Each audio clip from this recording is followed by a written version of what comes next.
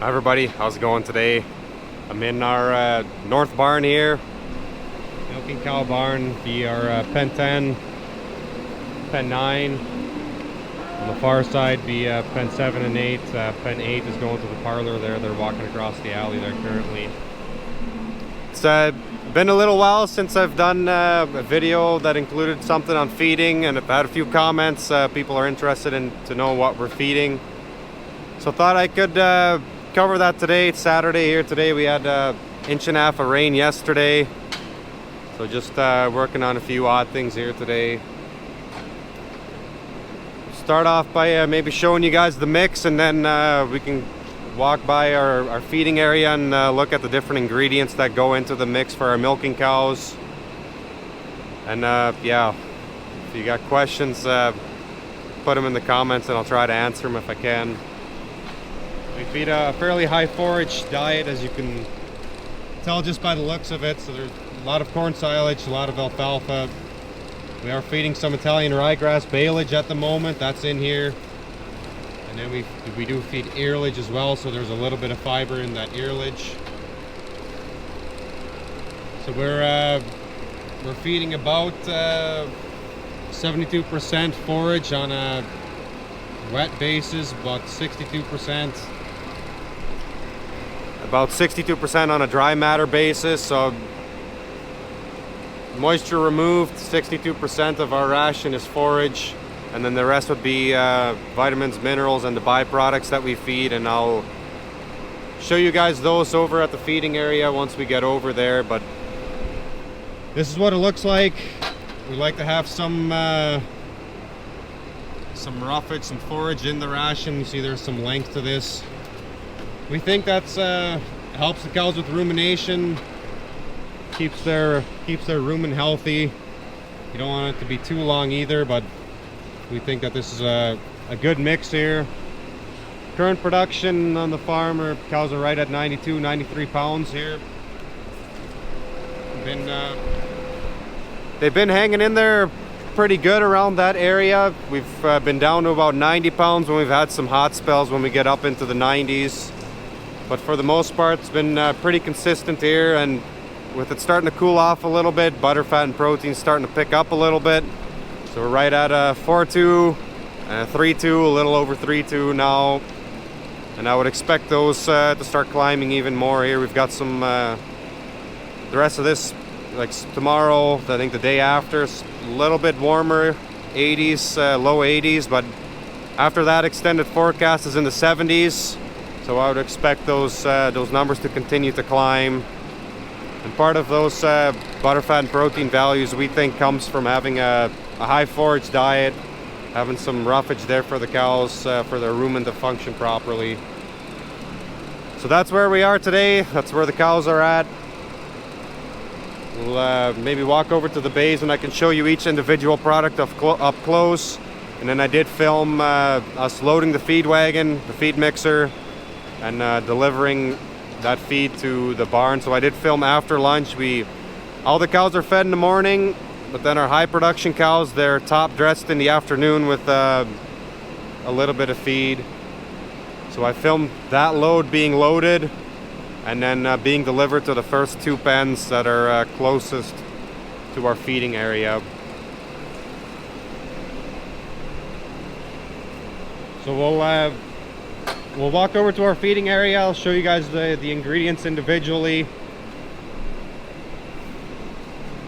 And then we'll end this video maybe with the drone video of loading the mixer and unloading it. We'll go through the ingredients here as they're loaded into the feed mixer so that you guys can kind of follow along.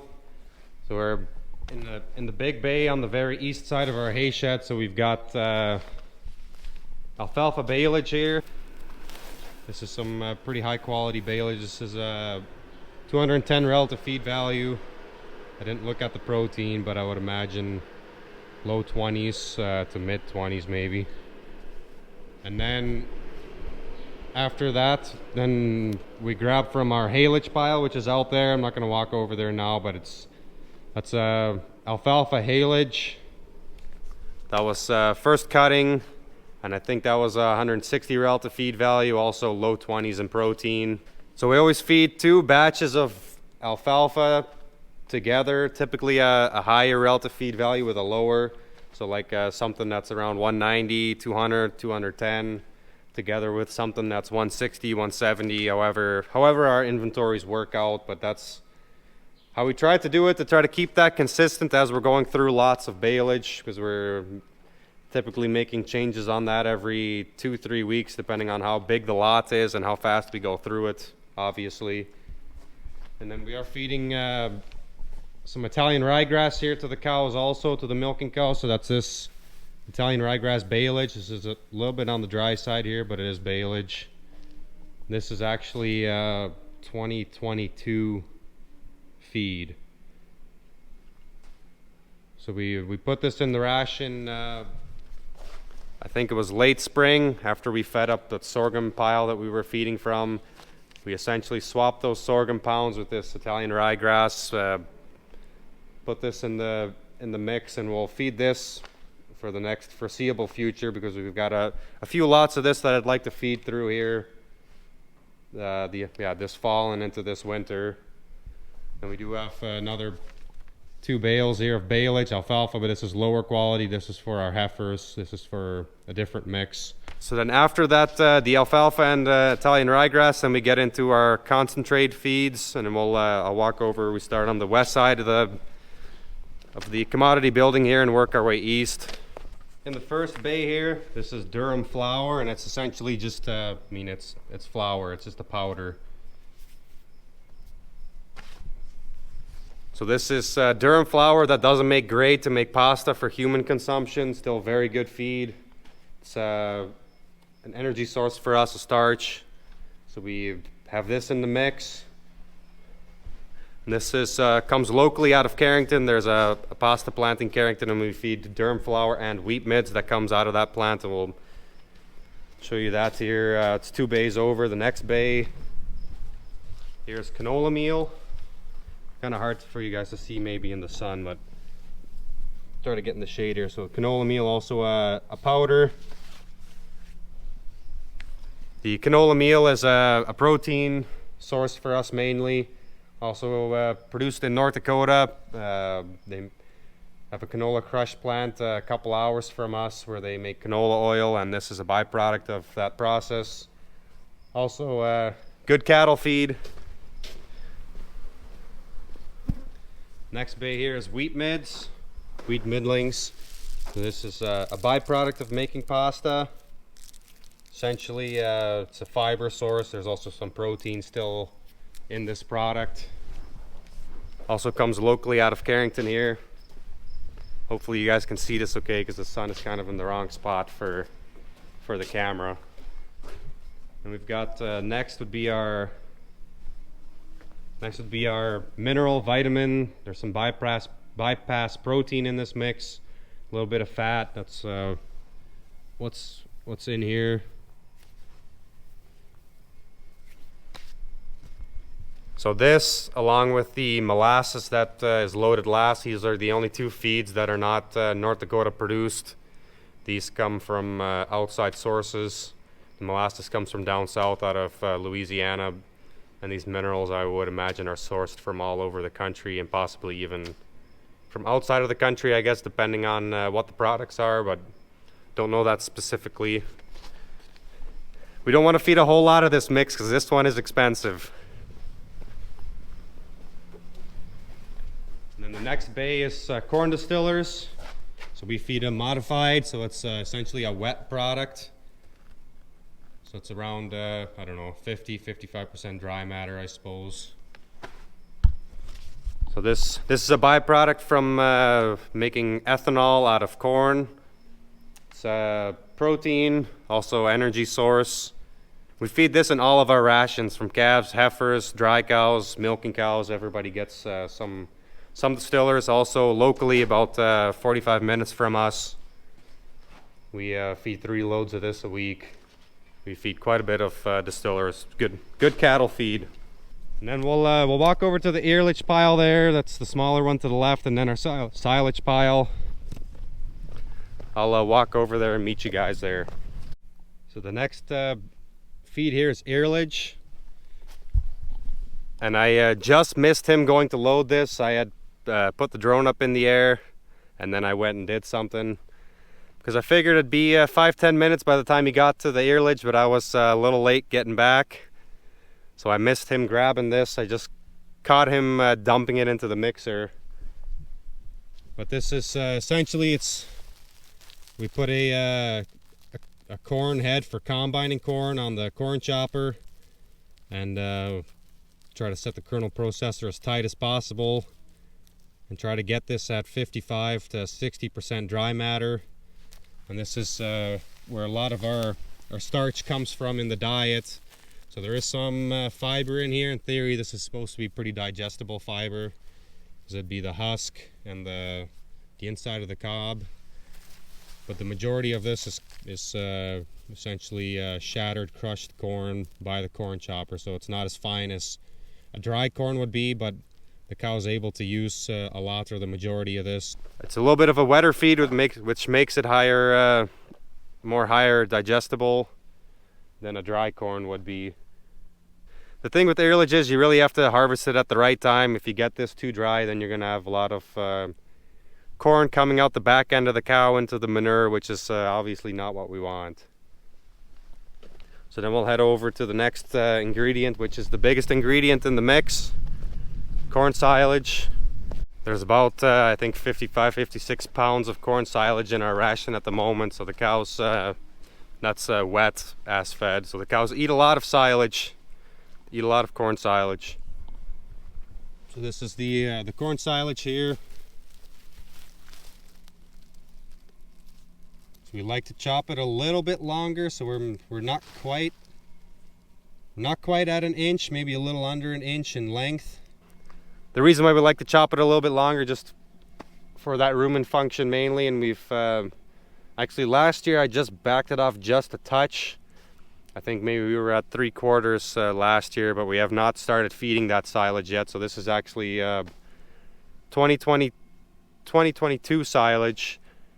We're not quite to 2023 silage. We're pretty close, but we're not going to get there before chopping corn here this year. The plan was to start on Monday, so in 2 days, but the corn is not quite ready. Just going to hold off another week or so with and with this 1.5 inch rain, we wouldn't have been able to start on Monday anyways, even if we wanted to. So Mother Nature kind of made that call for us also. But we'll start piling up against this face here and work our way back to the north. But we are going to feed up. We've got a pile on the north side of our shop. We are going to feed that up first. That's 2023 silage. That there's maybe, I don't know, 2-3 months worth of silage in that pile. So we'll feed that up first, and then we'll see if where we go from there. But that's the plan anyways. So yeah, like I said, this is the bulk of what the cows are eating is corn silage. Most of this is grown on our own acres. We do also purchase corn silage from our neighbors. Just kind of depends on how many tons we need, what our inventories are, what yields potentially are going to be. Sometimes we'll buy a few more acres if we think yields are not going to be quite what we need. But that's where that comes from. And earlage is grown on mainly our neighbors' acres also. We purchase that from neighboring farmers. Typically the closer to the farm the better, so, and a lot of times within 2-3 miles of the farm. And then the last ingredient is molasses. We'll just walk over to the shop and I'll show you guys that. So the molasses is in a tank obviously, but I can show you there's a little dripping on the ground here. I don't want to get it on my head, but this is that's what it looks like. Tasted it, it's not really quite as sweet as you think it would be, but the cows definitely like it. So that's stored inside here in this big tank. It's supposedly not supposed to freeze if you have this tank outside, but we're in North Dakota, and even this molasses will freeze if you've got a good cold day. So we've got this sitting inside. We pump it into the mixer, and there's a reverser on there, plus the pipes are insulated so we can empty out the pipes in the winter time after we're done putting that in.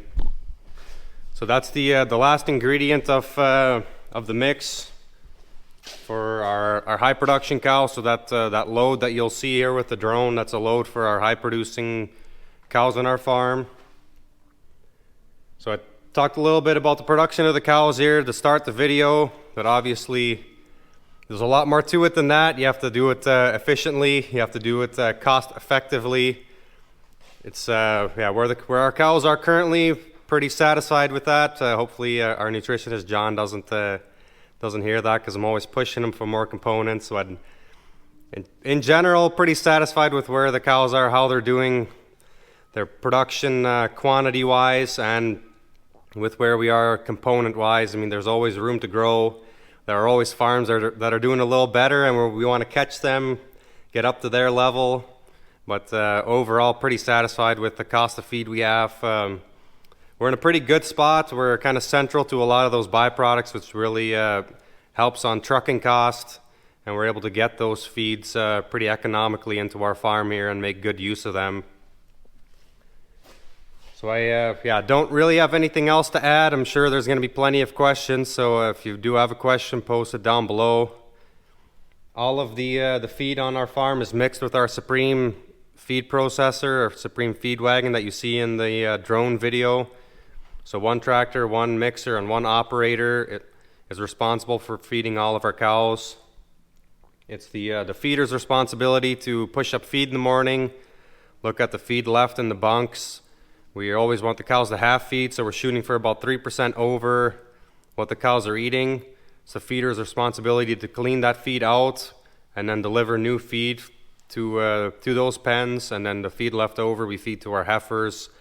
We have a mix designed for them that includes a percentage of that leftover feed from the cows. So trying not to waste any feed, trying to keep our feed costs down. Feed cost is our #1 cost here on the farm. But that's how we feed our cows. Questions, comments, post them down below. Hopefully you enjoy the video, and I appreciate you guys watching. Hopefully we'll see you in the next one.